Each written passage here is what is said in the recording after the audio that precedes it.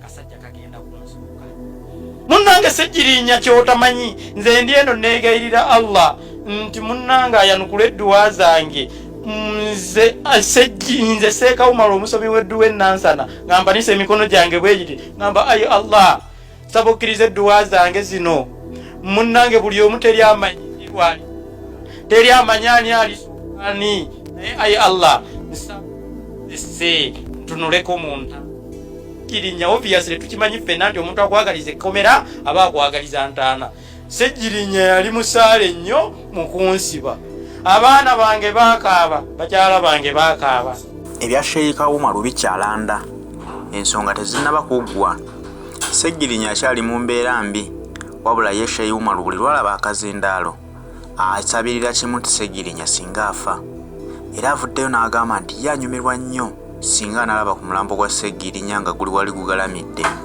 kyewuunyisa nti omuntu munno omwagaliza kufa naye nga naawe oli muntu olina abaana olina ne famire naye nga bw'oyogerera munno gw'omanyi nti naye muzadde ng'abalala nga ky'osinga okumwagaliza kumulaba nti avudde mu bulamu bw'ensi eno kyewuunyisa nti omusajja yeeyita Sheeka eddiini y'Obuyisiraamu yeesomesa okusonyiwa naye kyannaku nti ate akola bino kyokka ng'ali mu kifaananyi kya bwannaddiini era nga n'abantu abasinga obungi gwe beebuuzaako balowooza nti be bamu ku bamanyi kuba omuntu w'otuukira okufuuka Sheeka oba ovudde ku levo y'abantu aba bulijjo obeera muntu eyeebuuzibwako ensonga wabula ono bamwanukudde ku nsonga zino era nga bagamba nti beewuunya eyamuwa obwa Sheeka beebuuza nti ddala kituufu Sheeka oba kasita yasoma busomyo lw'Olwarabu n'aluyiga ye neerangirira okubeera Sheeka.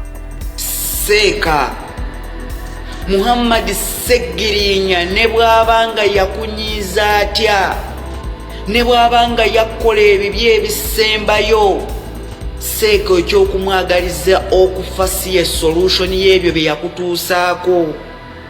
Oli mukulembeze mu ddiini nga bwe weeyita Seeka naye ekifaananyi ky'oli mu kusiiga eri abantu abalala ku busiraamu kirungi.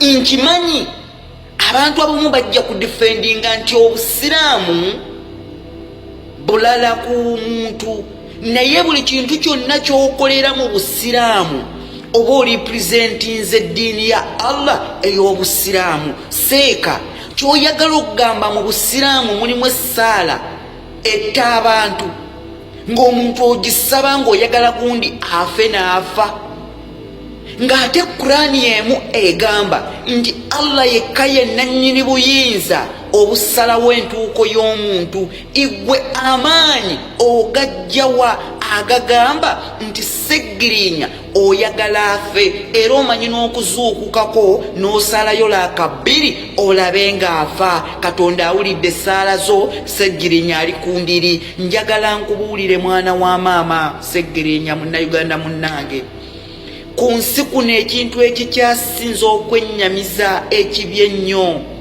ng'okwagaliza omuntu okufa era kyanyiike nnyo mu buwangwa bwaffe. Njagala nkubuuze ddala bw'oba Sheeka oli mukulembeze abakulembeze b'amadiini bafuba nnyo okulaga abantu nti okwegatta awamu oba okusonyiwagana lyekkubo lyokka lye tusobola okukonekitinga ne Katonda. Naye ate gwe lwaki ate eddiini ogisoma bulala? Omutima ogwo ogujjawo okutuuka ku ekyo Ssejjirinya yakola ki eky'amaanyi ekyo? Nze kimmanyi ekintu ekikyasinza okubeera ekibi ye muntu okujja n'akutemula ng'ayagala okutta n'otafa. Ky'oyagala otugamba Seeka Ssejjirinya yakutemulako kiki kye yakkola? Tuyinza okuba tetwabimanya era tetumanyi nga naawe olina obuzibu ku mutima gwo naye Seeka wandibadde osonyiwa ku lw'abantu abakugoberera kuba abantu abakufollowinga abakukkiririzaamu. At least wandibadde obalaga ekkubo ettuufu nti tusaanye okusonyiwagana n'omuntu ne bw'abanga abadde akwagaliza ekibi ekisinga ku nsi kuno. Nze kye neekakasa kye mmanyi Seeka oli presentinze abantu bangi nga bo emitima gyabwe balina abantu be baagala bafe nga bo mu mulamu bwabwe balina abantu be bawalana nga baagala bafe ng'era lyessanyu lyabwe okulaba abalala nga bali ku ndiri bapookya n'obulwadde nga bali ku mbeera ey'okumalawo oba ey'okufa nga bo lyessanyu lyabwe. Katonda mpadde omukisa nembeerako n'emikwano okuva mu nsi ez'enjawulo, naye Munnayuganda mwawufu nnyo ku bantu abalala. Kankulage Munnayuganda. Munnayuganda ye muntu omusirise, atayagala nnyo ntalo era tebalwana, naye Katonda yabawa omutima omuzibu ennyo. Munnayuganda ye muntu akuwalanira emyaka 10 naye nga tokimanyi, wabula ng'alinze lunaku lumu waali kufunira akutte. Munnayuganda ye muntu asekereza ku feesi naye ng'omutima gwe gukwagaliza mbeera mbi. Ye Munnayuganda. Kankuddiremu nti Munnayuganda tayomba, Munnayuganda talwana, Munnayuganda kizibu nnyo okumanya kikyali, naye balina emitima, tulina emitima emizibu. Munnayuganda ye muntu akuuma obusungu naye ng'akulinze waali kufunira, ate oba olaba mubeera ku kyeyo Munnayuganda ne mwenyiriseeyo ne Uganda n'akulondoola paka ng'akutuusizzaako obuzibu. Oyo ye Munnayuganda. Essaawa bina ayagala kulaba muntu abonaabona ng'asabiriza nnusu 10, taliyagalako muntu ali bulungi Munnayuganda. Y'ensonga lwaki nti Mukama yatunyiigira nnyo. Y'ensonga lwaki mu nsi yaffe we wakyasinza amasinzizo amayitirivu mu buli ddiini, naye emitima gyaffe nga si kyekyo kyegitegeeza nti twagala nnyo Katonda. Munnayuganda ekigambo sorry oba nkusonyiye kyo kyabalema okutegeeza.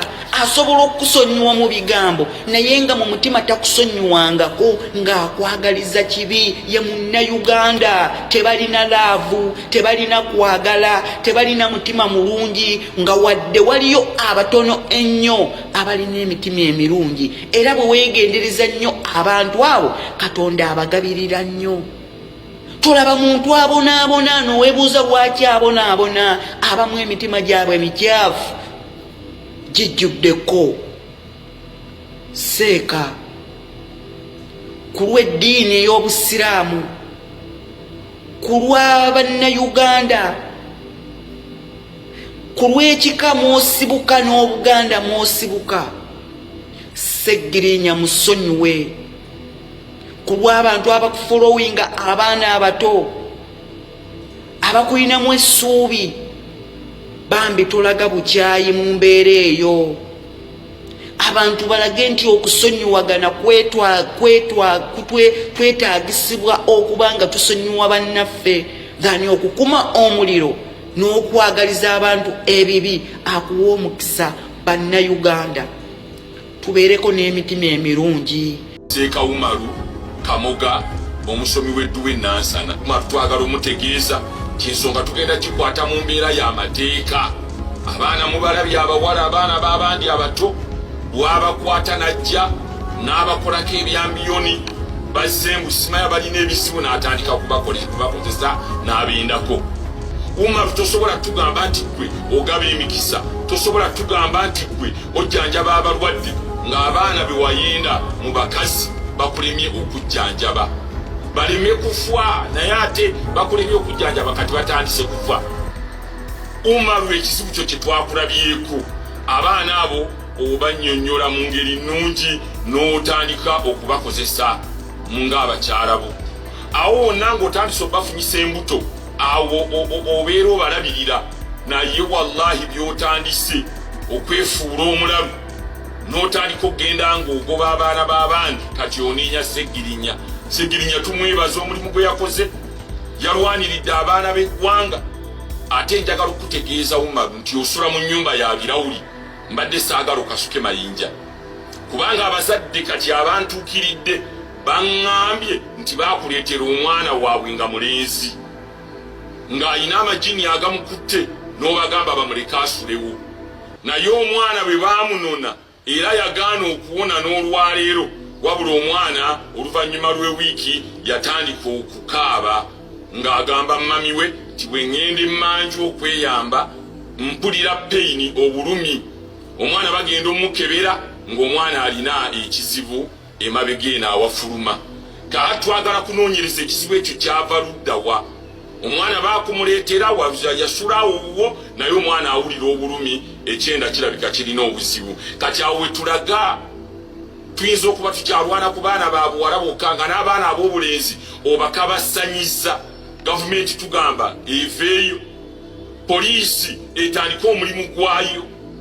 Honorable Nakiwala Kiyingi tugamba nti ebintu tubijjemu okugayaalamu akatonotono, wabula jangu tukwatagane tutandike ensonga za Umaru, tujja kukuguza. Simanyi Umaru takola, nze nkola, nina emirimu, sente azifuna mu bufere. Siyinza kulya na sente ya Umaru n'ey'ekikumi bweti, kubanga ne sente ze zennyini nazo nfu, nazo azijja mu bufere. Kaakati ebyo byonna byayogera ng'ayagala okwewonya, nze siri mu bantu bakangibwa insha Allah. Owulidde, oba olina abantu bewamanyiira eyo, gwe n'obeera nga tosobola kulabirira baana ne bafa, naye ng'ogenda mu bbaala kugenda kugaba ssente, ogabira bayimbi, ndi musajja nange siri mwangu. Nze bw'olowooza nti ojja kubeera ku TV n'okumanya sikumanyi, biwanvu, nze nkutegedde mu buno bufere bwe nkutegeeredde. Weesiba ku buli muntu, Maria Kigoba doyogerako wamwesibako, bonna abufera bafere. So twagala Umaru kutegeeza lekera awo bufere, ddayo otuule weetereeze. Naye bwekiba si kyo tukkiriza zijja kwabika emipiira, tujja kufiirako. Tetuyinza kukkiriza kwonoona busiraamu, ekyo kinene nnyo. Ate waliwo ne bamasheekha ababeera n'ekyo ekivubuka kiwumaru, tubategeeza nti kati ye tayimu eno okubeera tugenda tukola okunoonyereza abantu abo bonna, tusobole okubeera nga tutandika olutalo olulwanyisa abafere ng'ate bayita mu ddiini yaffe ey'ekisiraamu.